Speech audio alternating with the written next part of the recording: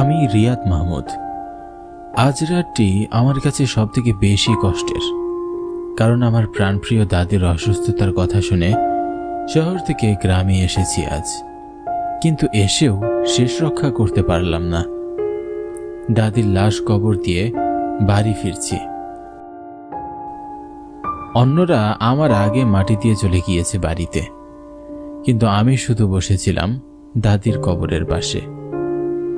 মেঘের গর্জন শুনে বুঝতে পারছি যে কোনো সময় বৃষ্টি নামতে পারে। তাই বাড়ির পথে রওনা হয়েছি, নয়তো ইচ্ছে ছিল দাদির পাশে আরো কিছুক্ষণ বসে থাকব। সন্ধ্যায় লাশ কবর দিলেও এখন রাত হয়ে গেছে। আমি একা রাস্তা দিয়ে হেঁটে যাচ্ছি, দুপাশে সারি সারি গাছপালা। এখন রাত কটা বাজে তা জানার জন্য যখনই হাতের দিকে তাকালাম, তখনই লক্ষ্য করি আমার পছন্দের হাত ঘড়িটি আমার হাতে নেই। কি কাণ্ড! ঘড়িটা কোথায় গেল? ঘড়িটি আমার খুবই পছন্দের ছিল। ঘড়িটি আমার দাদার দেওয়া শেষ স্মৃতি ছিল। ঘড়িটি না পেয়ে আমি রাস্তার মাঝে দাঁড়িয়ে পড়ি। বুঝতে পারছিলাম না ঘড়িটি কোথায় পড়ে আছে। ঠিক তখনই মনে পড়ল ঘড়িটি মনে হয় দাদির কবরের কাছে পড়েছে। আমি আবারও কবরস্থানের উদ্দেশ্যে পিছনে ফিরলাম। ঘড়িটি আমার দাদা দাদির স্মৃতি, তাই যে করেই হোক ঘড়িটি আমায় খুঁজে বের করতেই হবে। এর মধ্যে ঝমঝম করে বৃষ্টি নেমে এলো। বৃষ্টিতে ভিজে একদম জবুথবু অবস্থা। বৃষ্টির মাঝে কবরস্থানে এসে আমি থ হয়ে দাঁড়িয়ে রইলাম। আমার সামনে একজন বয়স্ক লোক দাদির কবরের মাটি সরাচ্ছিল।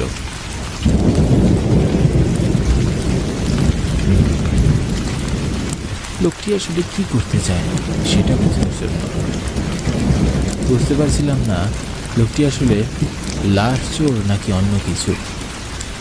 এমন বৃদ্ধ বয়সে লোকটি লাশ চুরি করবেটা কি? কিন্তু এবার আর দাঁড়িয়ে থাকতে পারলাম না। লোকটি এবার আমার দাদির কবর থেকে তার লাশটি তুলেছে।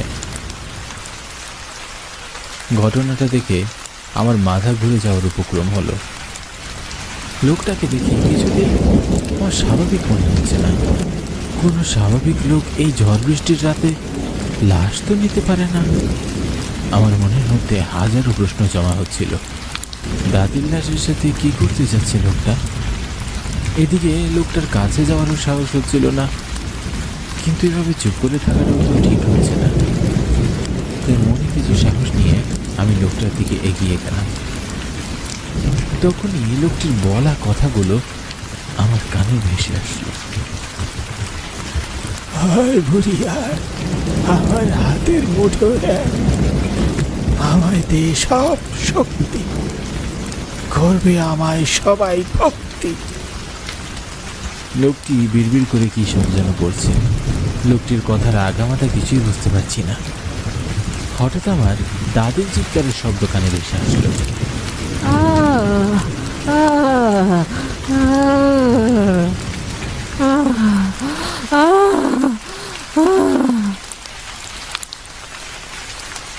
আমি আর চুপ থাকতে পারলাম না। আমি এই লোকটির কাছে গিয়ে রাগান্বিত কণ্ঠে তাকে উদ্দেশ্য করে বললাম, কি করছেন কি আপনি? আমার দাদির লাশ কেন কবর থেকে উঠিয়েছেন? লোকটা তার চেহারায় বিরক্তি ভাব ফুটিয়ে তুলে আমাকে কর্কশ গলায় বলে উঠল, চলে যা, ভালোই বলছি, চলে যা, নয়তো তুইও নিজের প্রাণ হারাবি। লোকটির ভয়ঙ্কর হাসি দেখে ভয়ে যেন আমার বুকটাই কেঁপে উঠল। না, আমাকে বলতেই হবে, আপনি এখানে দাদির লাশের সাথে কি করছেন? চলে যান বলছি আমার দাদির লাশ থেকে। লোকটা আমার উপর রেগে মেগে বিড়বিড় করতে করতে চলে যায়। আমি দাদির লাশ কবরে নামিয়ে আবারও কবর দিলাম। হাঁটতে হাঁটতে আবারও মাঝ রাস্তায় এসে আমার হাত ঘড়িটির কথা মনে পড়ে গেল। তখন পাগল লোকটির কাণ্ড কারখানাগুলোতে ঘড়িটির কথা একদম ভুলে গিয়েছিলাম। ভাবলাম আবার কি ফিরে যাব। পরক্ষণেই মনে হলো না না, এখন আর যাওয়া যাবে না। কাল সকালে বরং আবার আসবো, তখন ভালো করে খুঁজে দেখব। বাড়ি ফিরে নিজের ঘরে গিয়ে বিছানায় শুয়ে পড়ি। কিছুতেই ঘুম আসছিল না। বারবার দাদির কথা মনে পড়ছিল। পুরো বাড়িটি আজ ফাঁকা, দাদিকে ছাড়া কিছুই ভালো লাগছে না। বিছানায় শুয়ে এপাশ ওপাশ করতে করতে হঠাৎ কখন যে দু চোখ বন্ধ হয়ে এসেছে বুঝতেই পারিনি।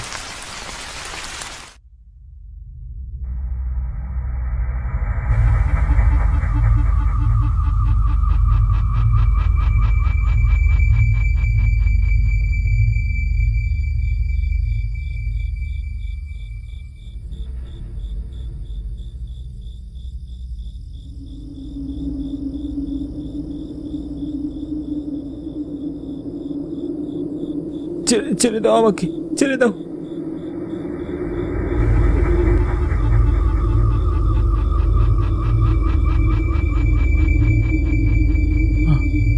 আমি এতক্ষণ স্বপ্ন দেখছিলাম, কিন্তু এত ভয়ঙ্কর একটা স্বপ্ন আমি দেখলাম কি করে?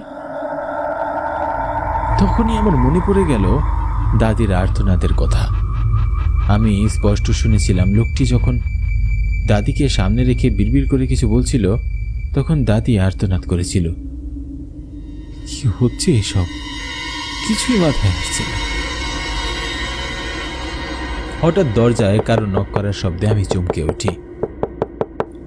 বুঝতে পারছিলাম না এত রাতে আমার বাড়িতে কে এসেছে।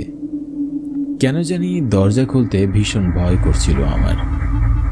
কিন্তু দরজাতে অনবরত নক করা দেখে আমি আর চুপ থাকতে পারলাম না। বিছানায় বসে থেকেই চিৎকার করে জিজ্ঞাসা করলাম, কে কে দরজায়? বাইরে থেকে কারো আওয়াজ তো এলোই না, বরং দরজা নক করার শব্দটি আরো জোরালো হতে লাগলো। আমি বিরক্ত হয়ে বিছানা থেকে উঠে দরজাটি খুললাম, কিন্তু দরজা খুলে আমি আরো বেশি অবাক হলাম।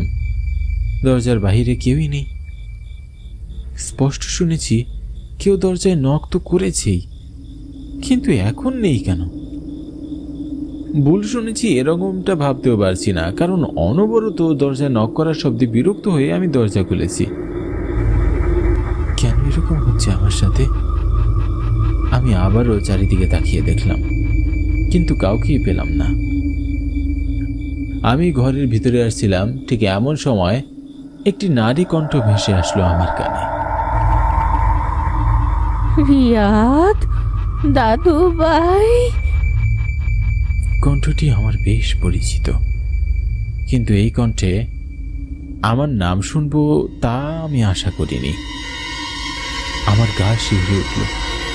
দেখি সাদা কাপড় পরে আমার হাত ঘড়িটি নিয়ে দূরে দাঁড়িয়ে আছে আমার প্রাণপ্রিয় দাদিমা। দাদিকে দেখে আমি বেশ খুশি হলাম। দাদির কাছে ছুটে যাব, ঠিক তখনই আমার মনে পড়ল দাদিমা তো মারা গিয়েছে, আর মৃত মানুষ তো কখনো ফিরে আসে না। আমি ভয়ে সেখানেই থমকে দাঁড়িয়ে পড়লাম। আমাকে দাঁড়াতে দেখে দাদিরূপী অশরীরীটি আমাকে বলল, কি রে দাদু ভাই, আয় আমার কাছে আয়। দেখ, আমি তোর ঘড়িটি নিয়ে এসেছি।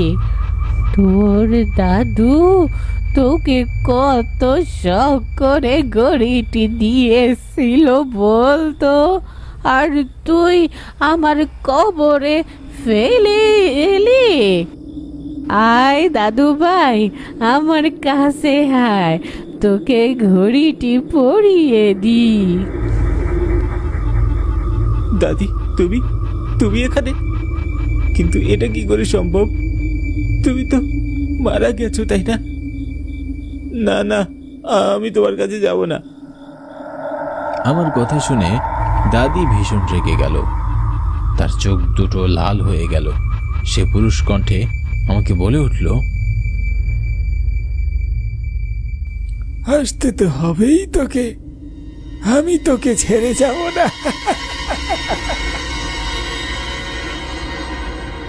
এই পুরুষ কণ্ঠটি আমার বেশ পরিচিত। এই তো সেই পাগল লোকটির কণ্ঠ। কিন্তু এই লোকটি কিভাবে আমার দাদির রূপ ধারণ করলো? আমি ভয়ে কি করব কিছুই বুঝে উঠতে পারছিলাম না। আমি দরজাটি বন্ধ করে দিই, কিন্তু তাতেও কোনো নিস্তার নেই। অশরীরই আমার ঘরের দরজা জোরে জোরে ধাক্কাতে লাগলো। খুললাতে দরজা, আমি তোরে জানুম না, তোরে আমি জানুম না। প্রায় অনেকক্ষণ যাবৎ দরজা ধাক্কাধাক্কির পরে সবকিছু নিস্তব্ধ হয়ে গেল।